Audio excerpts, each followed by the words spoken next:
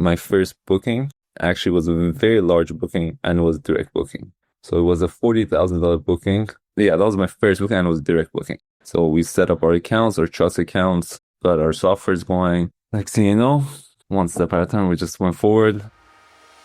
Welcome to the Vacation Rental Show. This is your essential playbook to grow and scale your vacation rental business with advice and insights from the best in the biz.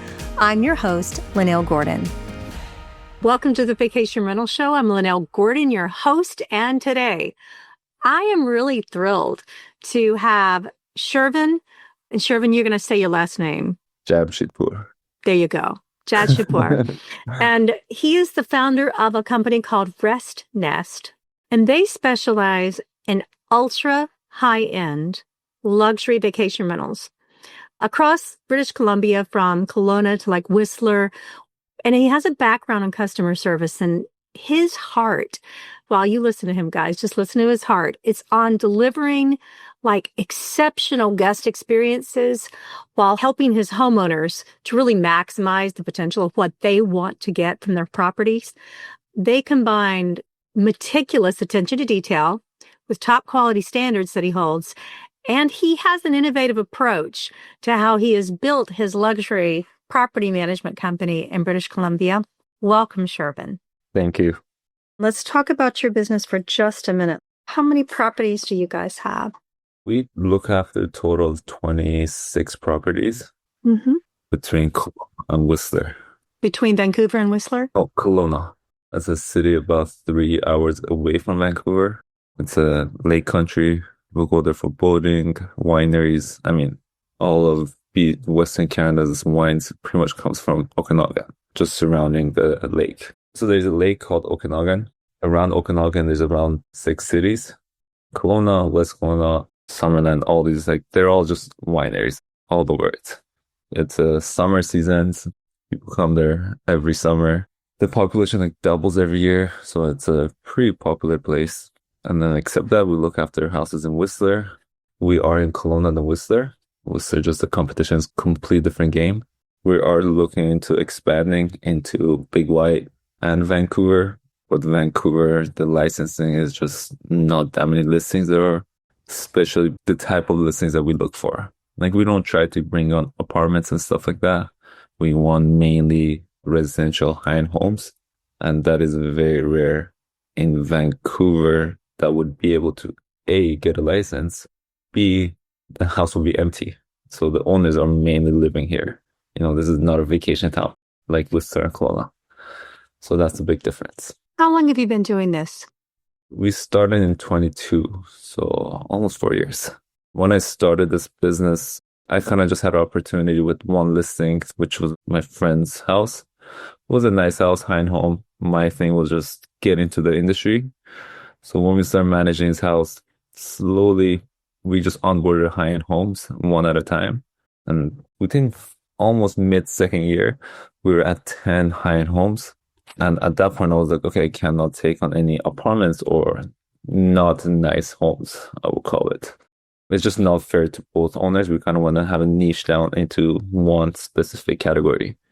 So that was when we're like, okay, high-end homes only. And then we're like, okay, we're in the summer seasons, we're in Kelowna. How do we expand? How do we kind of fill up our winter seasons so we're not just sitting empty-handed? Option was between Big White and Whistler.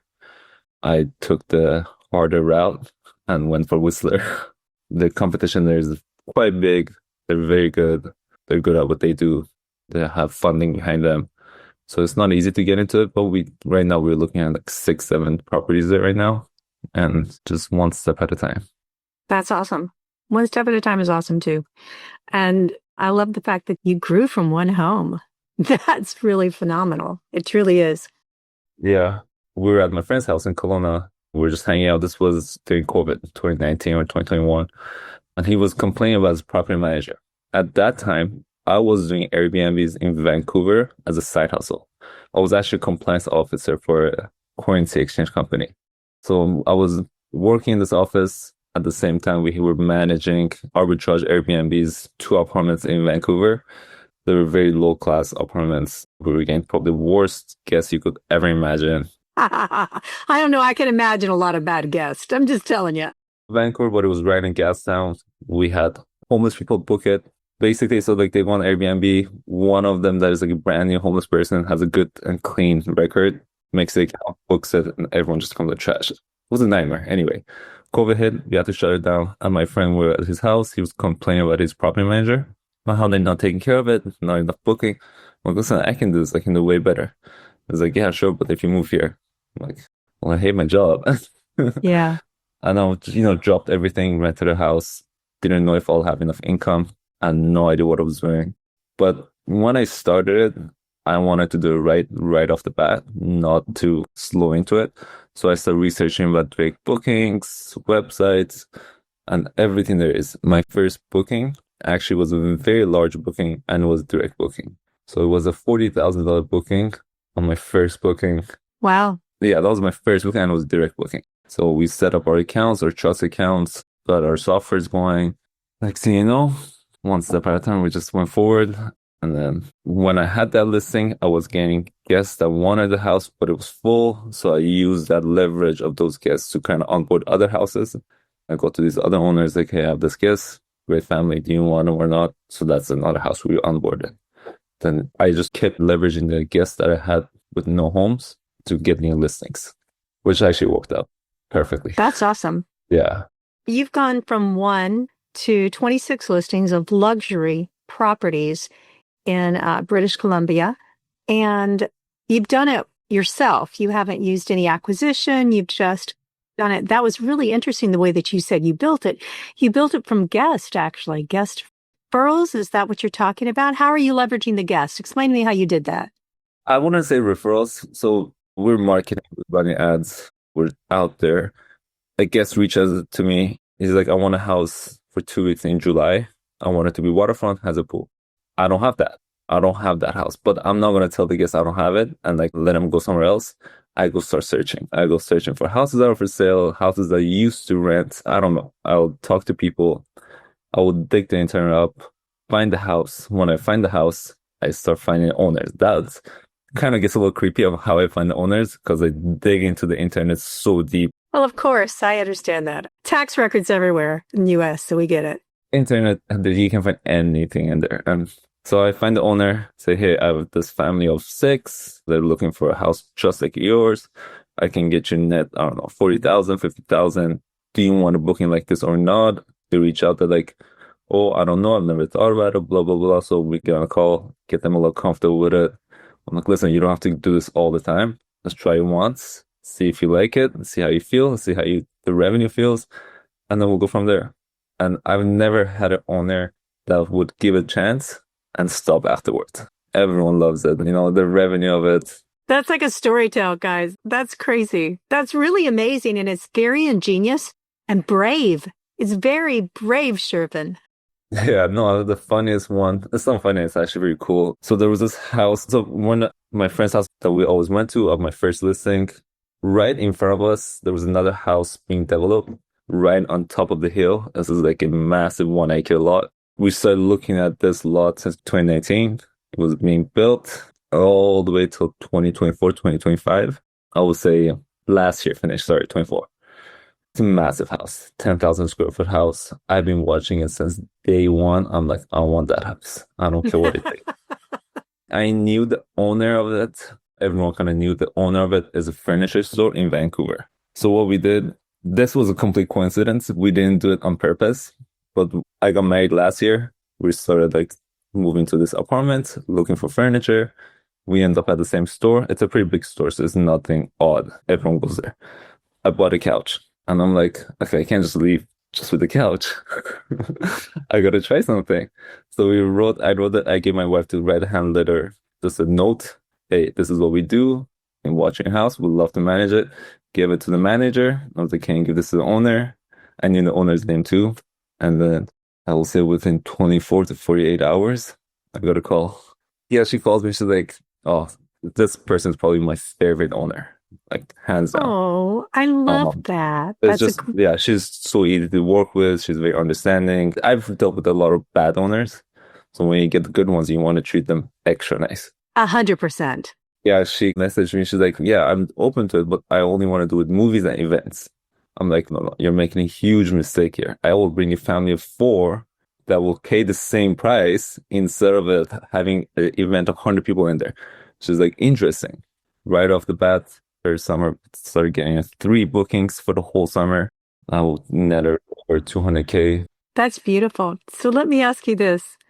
What advice would you give property managers that are looking to get into the luxury market? What are things that specifically that they should do to think about moving into that area? Challenge that I had was figuring out our systems of softwares and everything. We had a few of those changed. I think don't overthink it much in the sense of it's not as important in the luxury sector.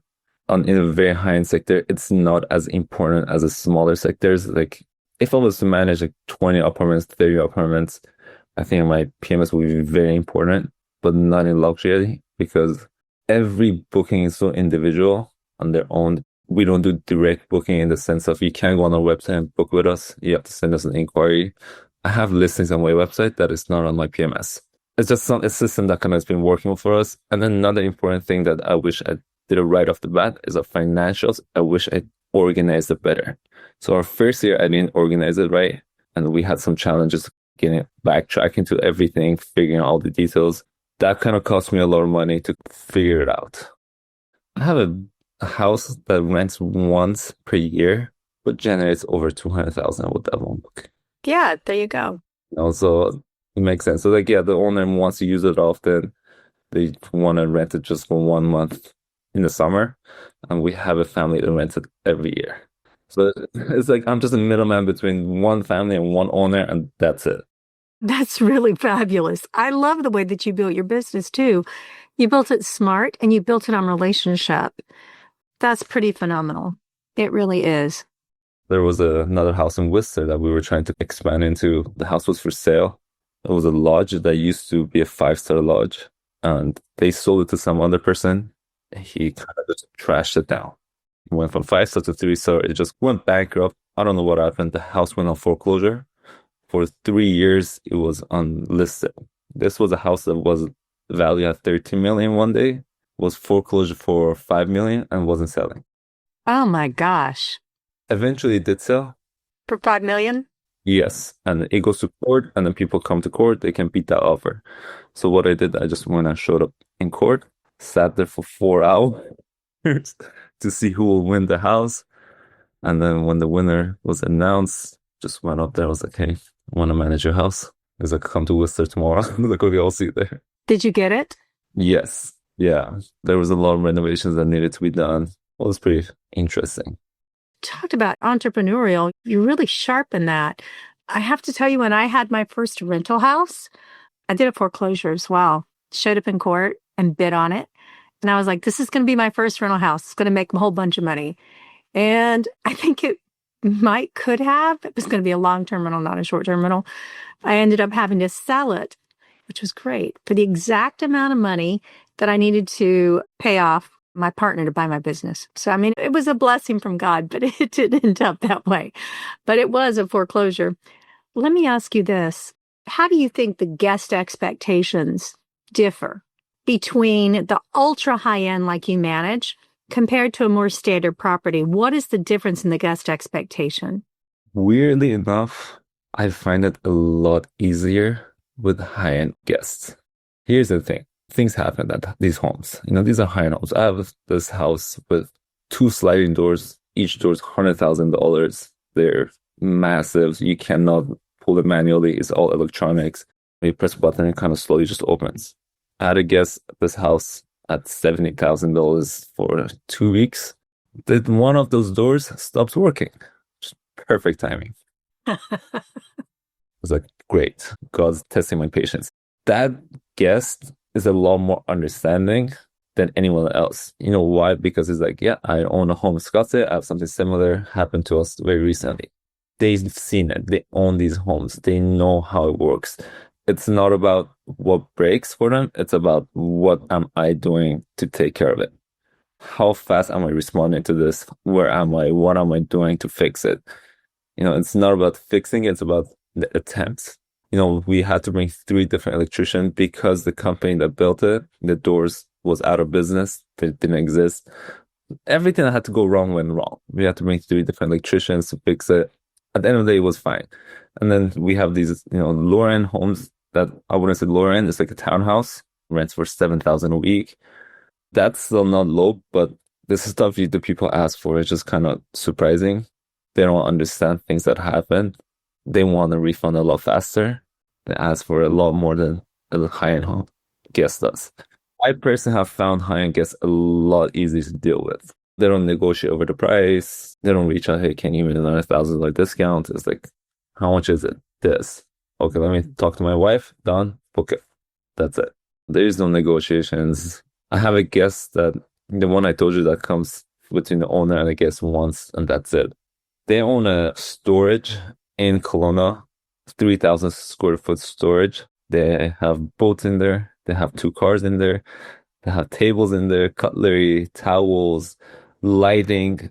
And then they come into any house that they rent and they set up the house their own way.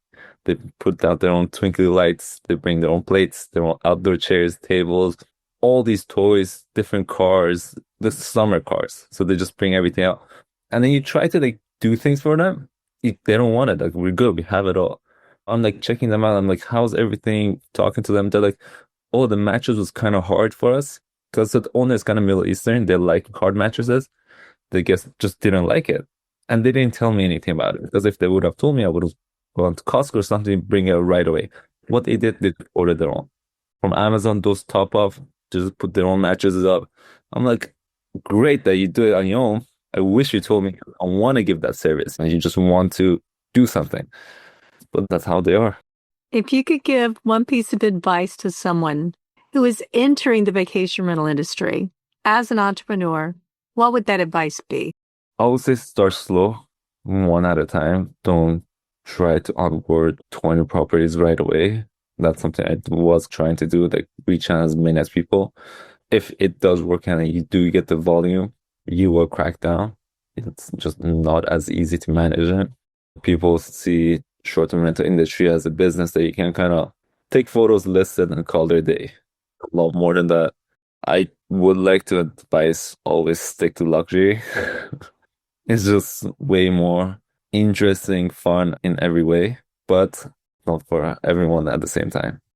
I want to say don't avoid apartments and smaller listings just to go to luxury because it's a lot harder to get in. It's a lot harder to convince the owners. These are high net worth owners. They don't need the money necessarily. They're okay with it, but they're not begging for it. So there's good and bad. I like it a lot more, personally. Well, looking ahead, what do you see as the biggest challenge for the ultra high-end vacation rental market over the next few years? I would say governments. If they stop getting involved in it. I understand what they try to do for the house and everything, in BC specifically, they try to shut down everything. And then we're all looking at it as okay, you bring in these apartments back to market. I understand that. But a house that I manage that is worth $20 million, the rent for monthly rental, it will be $25,000 to $30,000. That's making no difference. That's not adding anything to the market. But again, how are you going to tell them to give me the leverage of freedom and stop these other ones? My thing is, governments, they need to slow down the roll. But who am I to say that? What is the biggest challenge to adding more luxury homes? I would say I still consider myself a new company, small company. Biggest challenge is trying to get into the markets that are very well established. Oh, like you were talking about going to Vancouver. Yeah, Vancouver, Whistler specifically, actually. There's very specific areas that are zoned for short-term rentals. And if they're zoned for short-term rentals, they're already with a management company. There's total of 5, 6. There's a lot of management companies in Whistler. There's 5, 6 of them are running the whole city. And those ones that are zoned, all they're listed with one of these guys. So it's really difficult to convince them to switch. Because as I said, they're doing a good job too. It's not I can be they're bad, I'll do better. So that's how I kind of got into Kelowna. They were bad companies. that were really giving bad service, paying out late, doing it wrong. So when I got into Kelowna, I was specifically targeting specific companies' listings because I knew the owners are not happy. I cannot do that in Whistler. I can Whistler find listings. They're either listed with someone, which is a good company, big company, or they're managing themselves. And that is my biggest challenge right now to try to convince owners, high-end homes in Whistler to kind of switch over. What are you going to offer them to do that? How are you going to do that? Trying a few different things. It's funny because like a few days ago, like 3 days ago, there was this owner I've been trying to reach out that I know is with another company. See, that's another thing. It's like, am I doing the right thing going after another company's clients? It kind of feels wrong in some sense, but the company just so big that I kind of tell myself it's not a small company. It's okay. They have like 50 employees. The owners don't even work. It's just something that I tell myself to kind of feel better about it. Yeah, I sent them a letter to London, 2 days ago to see what they say. I haven't heard back yet. There are laws about how to go about it in the U.S. As a broker, myself in North Carolina, there are ways that you can reach out to homeowners and there are ways you can't. There are legal ramifications there for a real estate license in North Carolina. I don't know what it is like in Vancouver. For real estate, if you're like an agent, yes, there are laws about it. For short-term rental, there's no laws. Oh, really? And that's the thing. So like I'm looking at this house, it's managed by a very large company. My selling point to the owner when I write the letter is come to us so we're more smaller company, more focused on your home, like individually and the way we market it. Instead of being mixed with a website that has 100 listings and you get lost in there, come to smaller, more focused and more attention on your house, which kind of makes sense. But again, that level of these homes are worth $20-30 million. These owners don't care about the extra 50 to 70,000 a year that they can make. You know, I can bring them so that if they're other company charging 25%, I charge 18%. The difference is about 17 to 80,000. It is not a huge difference to them. They don't really care. They like the idea that it's a big company. They have so many employees to take care of everything. So in some ways, I'm like, I agree. I understand where you're coming from, who you're working with. This big company, they have a lot of employees. Everything's right on track. With us, it's smaller. I would say it's a little more riskier when you're working with a smaller company compared to a larger company, but there will be more focus on your house with us in a sense. Let's say we both run ads. When a guest finds their ads, they have to go through these hundreds of homes and they might even miss that house. So they go to something else. But when they come to us, they're like, hey, we want to ski out. 20 guests, I'll show them 3 properties in total that they can pick from. So it's easier for us to present it to these guests compared to the other ones. But service-wise, I would say it's very close. We can do everything they do. But from the point of view of the owner, I need to understand that I understand what they're saying. It makes sense to me, more or less. But you'll be surprised, it's not as much about the money as you would think for high-end home. It's about relationship. It's about relationship. Yeah. It totally is about relationship. It's not about the money. No, it was everything. And again, it's another city that it is not welcoming. You take it from realtors there, property managers there, short-term rental companies. They don't allow newcomers, new companies. They have their own established set of groups, small circle. They work with each other. And if you try to get in, they're like, no, thank you. But you don't really want to grow huge. You want to grow your inventory based on the houses that you want. You're not really looking to grab 100 homes and be a big company. I think if I was to put a max number on it, I would say somewhere between 30 to 50 homes max. And anything over that, I'm pretty sure I'll start going the downhill, start giving bad service. I don't know. I always will avoid it. You could grow. I guess you could grow. You would, but you'd have to have the right people. Having the right people in place is one of the main ways to grow. It is nothing more important than your staff, I would say. Yes, I agree. And it's a huge challenge, especially with us that have 2 different seasons. In Kelowna, there's nothing to do in the winter. And when I say the winter, I'm talking October till like May. There's only 2-3 months that it's operating. The rest, it's very slow. We do long-term, mid-term bookings. People come for 6, 7 months and stay in the house. And they rent it the rest of the time. Yeah.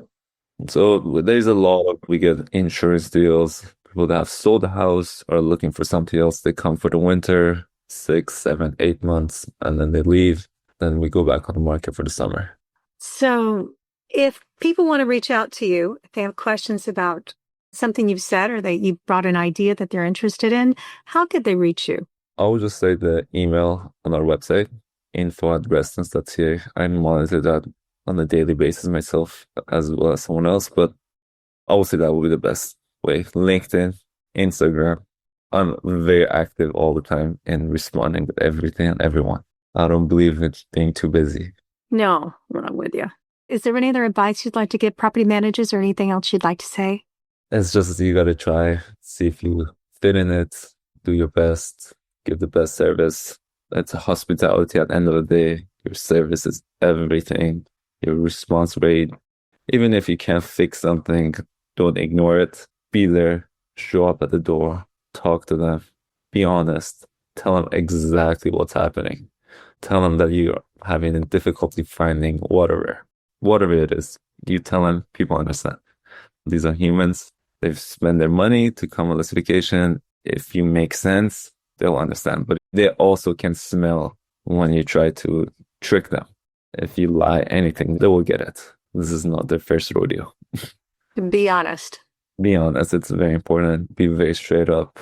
I have a very personal connection with all my high-end guests. I don't just host them. I talk to them during the year. I'm not kidding. I have guests that like message me to ask questions outside of rentals. Like, hey, I was thinking of buying this house. What do you think? We talk. It's not a one-time thing. I love that. So you created relationships with your guests and your homeowners, and that's beautiful. That's what it's all about. That is what hospitality is about, Shervin, and I agree. They're cool people. I'm not just trying to stay close with them to get the rental. These are interesting people to be friends with. I have owners that used to list with us. They stopped listing for whatever reason. We stay in touch. Doesn't matter. They like it. I like it. Cool people. That's a blessing. It is. No, I find myself a very lucky person. And I'm really excited. Thank you so much for being on the show. I've really enjoyed your approach. It's unique. And I think that it is very honest. I think you do your homeowners a great service by helping them. We try. We try to get them the best we can. Again, people may reach out, they may not. We'll see. But I really enjoyed it. Thank you so much. I wish you the best of luck in what you do. Truly do. And I think that, obviously you're going to be successful at whatever you do. You're driven and you care. You truly care. And that comes across. Thank you. Stay in touch. You never know. Yeah. Well, thanks again for being on the show and blessings to you. If there's anything I can ever do, let me know. For sure. Thank you so much. Thank you.